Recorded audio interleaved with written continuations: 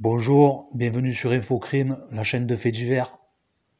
Aujourd'hui, on va parler un peu de Michel Fourniret, qui, vous le savez peut-être, est actuellement à l'hôpital après avoir fait un malaise cardiaque. À l'heure où je fais la vidéo, pas de nouvelles sur son état de santé. Il a été amené à l'hôpital hier. Depuis, plus de nouvelles. Hier, alors que les médias nous apprenaient qu'il avait été mené à l'hôpital, on apprenait aussi qu'à la fin octobre, quand ils ont été amenés avec Monique Olivier dans les Ardennes, à Floué, au château du Sautou, sur plusieurs sites, Michel Fourniret aurait avoué l'endroit exact où il aurait caché le corps de la petite Estelle Mouzet. On savait déjà que la petite, elle avait été séquestrée dans la maison de la sœur à Michel Fourniret à Ville-sur-Lume. La maison, fin octobre, elle a encore été fouillée, il y a encore eu des recherches qui ont été faites.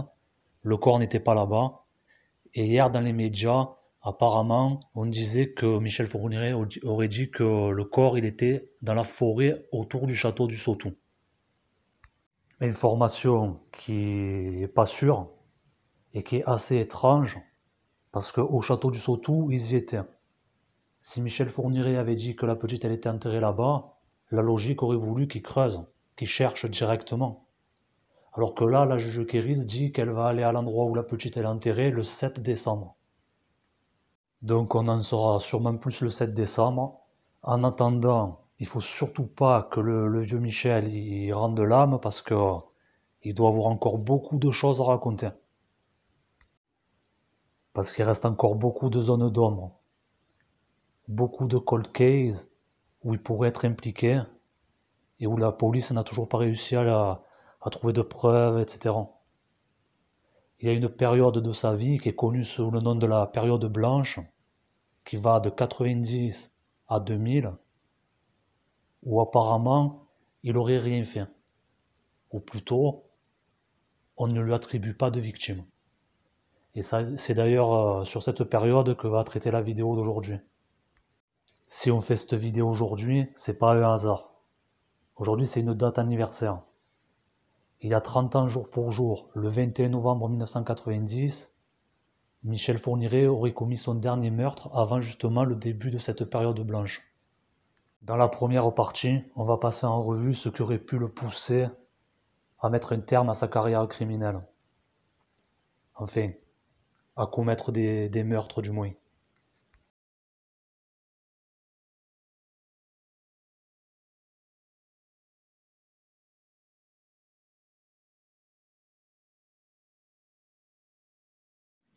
Donc on sait que la période blanche s'étale du 21 novembre 1990 et pas du 24 novembre 1990 comme c'est marqué dans Wikipédia, où il va tuer Natacha Danet, qu'il enlève dans la banlieue de Nantes,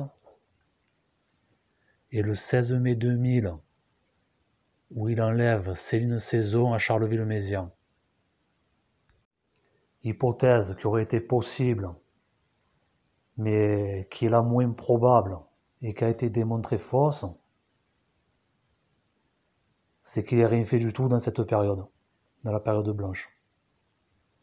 Même si on l'a vu avec des tueurs en série comme par exemple BTK aux États-Unis, qui est un gros fatigué pourtant, qui est resté entre des meurtres pendant 3, 6 ans sans tuer. Ce n'est pas le cas de Michel Fourniret. Alors, qu'est-ce qui pourrait pousser un criminel, un tueur en série comme Michel Fourniret à s'arrêter?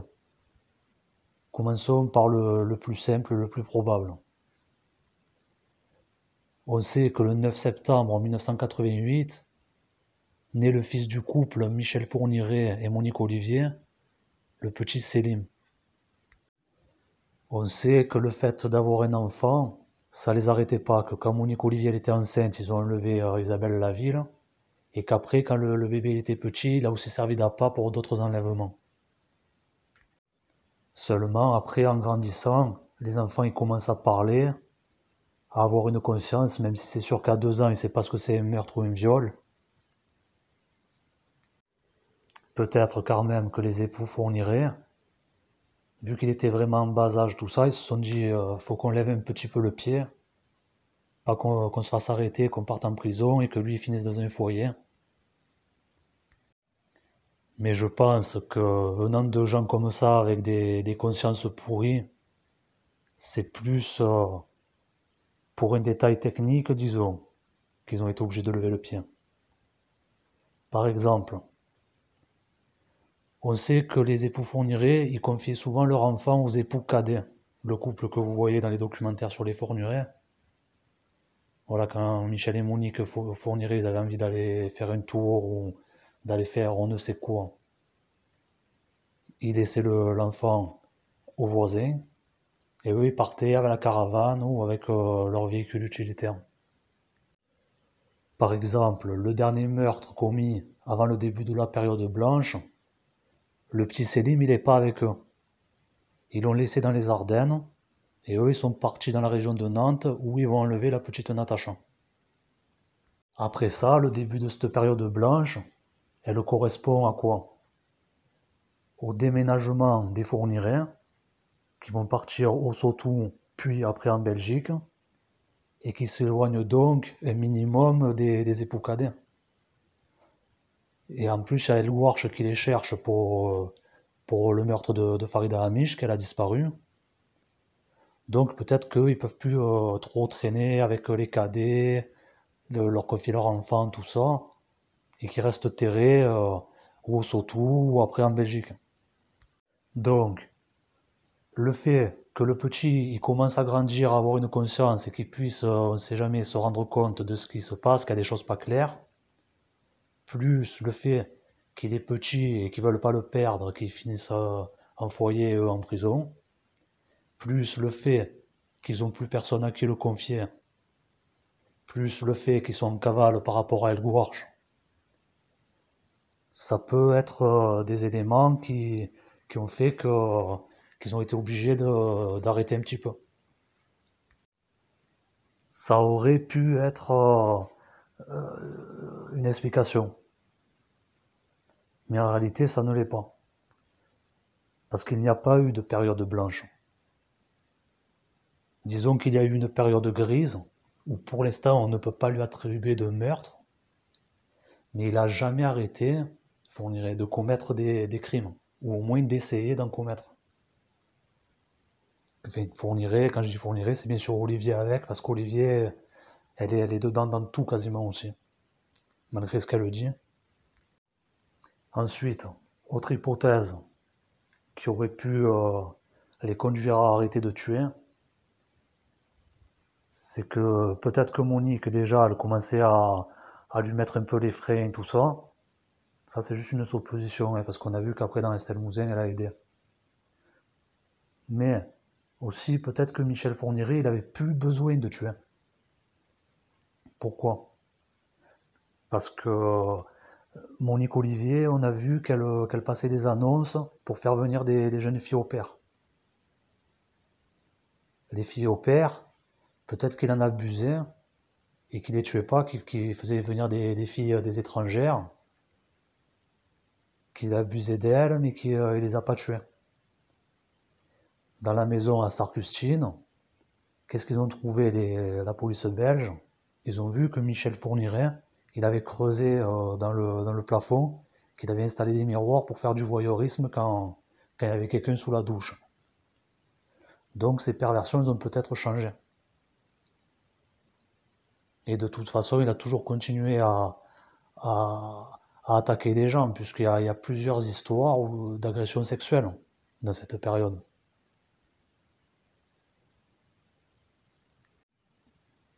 Michel Fourniret, il pouvait avoir accès à des victimes dont il abusait, mais qu'il n'était pas obligé de faire disparaître. Par exemple, à l'époque où il s'est fait arrêter, il était gardien dans une cantine scolaire. Bon, c'était pas pendant la période blanche vraiment, parce que il a commencé en janvier dans cette école, janvier 2003. Mais c'est pour dire qu'il essayait d'approcher des enfants autrement que par enlèvement. D'ailleurs, il a, il a essayé d'approcher des enfants en participant à la vie active de cette commune en Belgique où il vivait.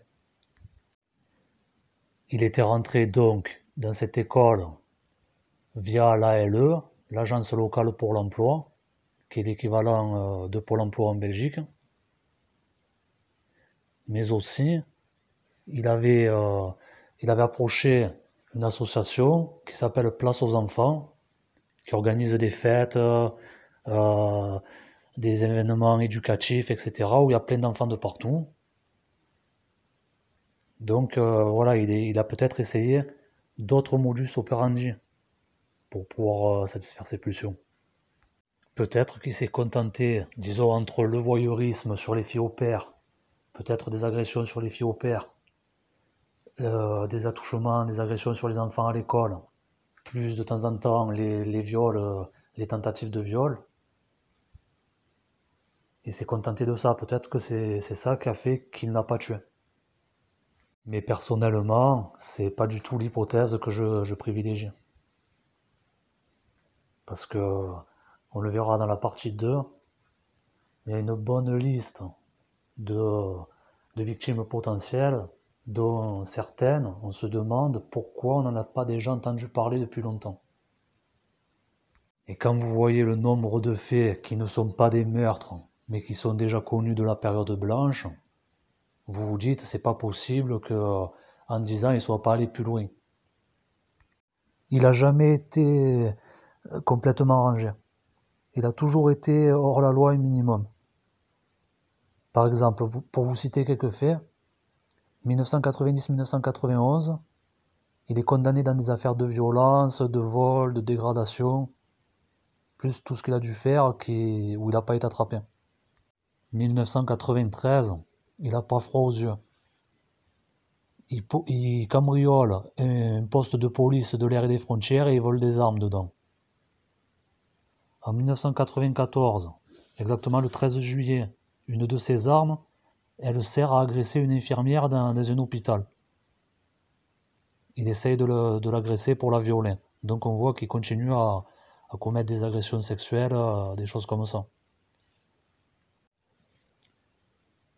1995, il essaye de violer Joël Parfondry, 23 ans, dans un salon de toilettage pour chiens. 1996, il essaye de revendre les autres armes qu'il a volées au poste frontière à des gens du cirque. Eux, ils appellent la police. 1998, il aurait violé une fille, c'est lui-même qui s'accuse, qui s'appelait Facha, dont personne n'a entendu parler, c'est vraiment lui qui s'en accuse. Février 2000, 3 mois avant qu'il tue Céline Saison, il essaie d'enlever une petite de 14 ans dans une gare en Belgique. Et voilà, c'est tout ce qu'on sait pour la période dite blanche. Mais c'est plus trop blanc-bleu là, c'est plutôt gris. Parce qu'avec tout ce qu'il a commis. Voilà, passons maintenant à ce qui a pu être un des facteurs, si ce n'est le facteur déclencheur de cette période blanche, c'est-à-dire le meurtre de la petite Natacha Danet. Le dernier donc avant cette période de 10 ans. Qu'est-ce qui s'est passé? Le 19 décembre 1987, Fourniret et Olivier, ils sont allés chez André Michaud, l'ex de Monique Olivier, qui est peintre. Ils sont allés brûler des tableaux qu'il avait peints où Monique Olivier elle faisait la muse toute nue. Donc ils sont descendus à La Chapelle-sur-Erdre à côté de Nantes et ils ont mis le feu à plusieurs de ces tableaux. Manque de chance pour eux, ils se sont fait attraper.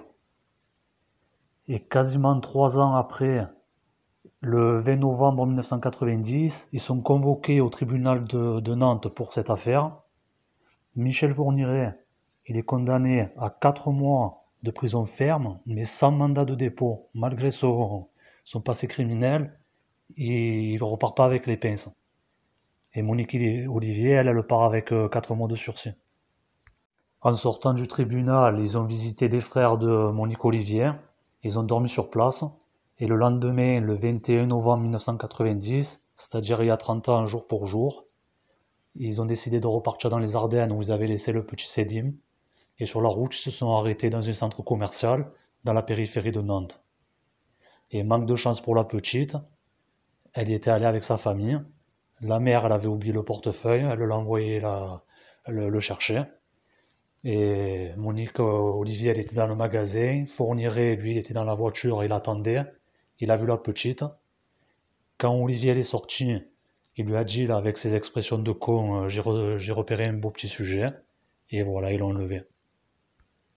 Voilà, donc à l'époque, Michel Fourniret, il a un C15. Il fait monter la petite dans la voiture avec son chien, qui est un bouvier des Flandres. C'est-à-dire, à côté de la petite, le chien, il est énorme, c'est un poney. Et il roule. Voilà, il enlève la petite. Seulement, quand la gamine elle se rend compte qu'elle est enlevée, ça va pas se passer comme prévu pour Michel Fourniret. Lui qui aime que les filles soient dociles, qui des fois pour ça les drogue, comme il a donné des médicaments à la petite Laville, ou comme on le sait, on a trouvé dans son autre fourgonnette de l'éther, des produits avec lesquels il devait faire plier les victimes, leur faire perdre connaissance. Là, la petite damnée, elle va lui donner du fil à retordre. Elle va commencer à l'insulter, à lui dire de tout, à lui demander de la laisser sortir. Et lui, donc, il va s'arrêter, il va passer à l'arrière avec elle, et c'est Olivier qui va commencer à conduire. Je vous laisse imaginer la terreur de cette pauvre petite, à l'arrière du C15 avec un Bouvier des Flandres et un Michel Fourniret. Eh bien, malgré ça, la petite, elle se laisse pas faire, elle va se débattre, elle va se défendre, à un tel point que Michel Fourniret en est même surpris.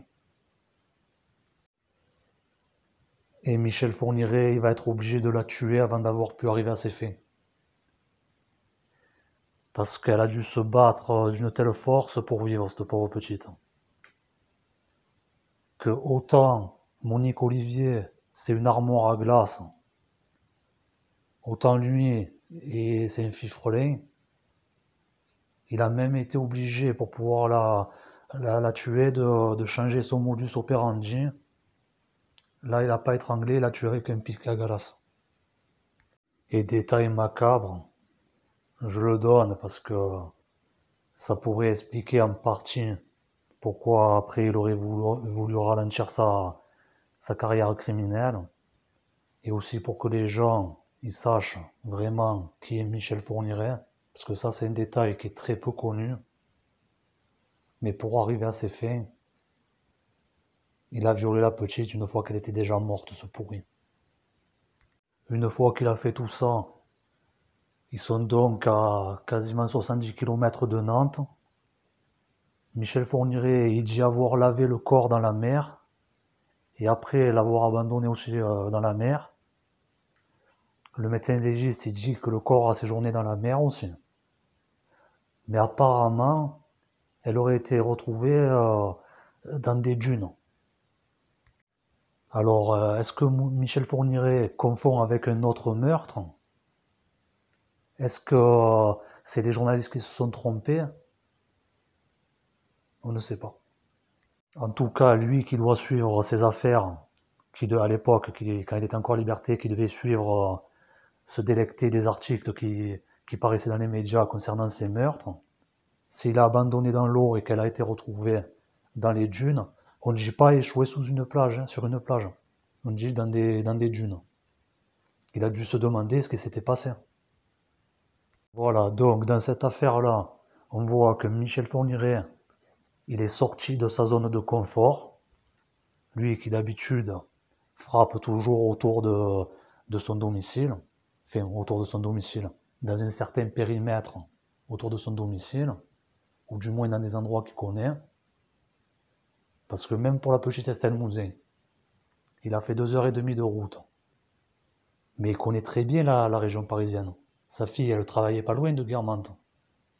Donc c'est des coins qu'il connaît. Ça peut être sa zone de confort aussi. Là, il est parti de l'autre côté de la France, à Nantes, où rien n'indique que lui connaissait et des attaches là-bas. Monique Olivier, oui, mais Fourniret, rien n'indique qu'il connaît bien le coin là-bas. Donc il part dans un endroit qu'il ne connaît pas. Comme il partait au tribunal, il ne savait pas s'il partait en prison après. il n'a pas dû descendre avec son rape kit, avec tout son matériel, quoi, pour faire tout ce qu'il faisait d'habitude, hein, endormir les victimes, etc.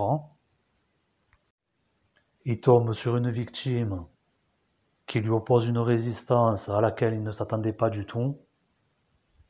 Il n'arrive pas à ses fins au point d'être obligé de se livrer à la nécrophilie. Et enfin, quand la police elle retrouve le cadavre, ça correspond pas à ce que lui il se souvient ou ce qu'il dit avoir fait du moins. Donc tous ces éléments-là, ça aurait pu peut-être le faire réfléchir à arrêter un peu pendant un moment, du moins ralentir. Ça, plus le fait justement qu'il avait son enfant qui était en bas âge, plus le fait qu'il partait en Belgique, plus le fait qu'il était traqué par El Gouarch, plus tout ça, tous ces paramètres ajoutés, ça peut expliquer qu'il y a eu un ralentissement. On verra dans la partie 2 que il n'y a sûrement pas eu de ralentissement, qu'en fait c'est juste des victimes qui n'ont pas encore été reliées à lui. Bon, je sais que sur la poignée de vues que je fais, il y a les trois quarts qui arrêtent de regarder au bout de 2 minutes. Mais s'il y en a qui ont regardé jusqu'à la fin, je suis très curieux de savoir ce que vous en pensez de cette hypothèse. Donc n'hésitez pas à commenter et merci.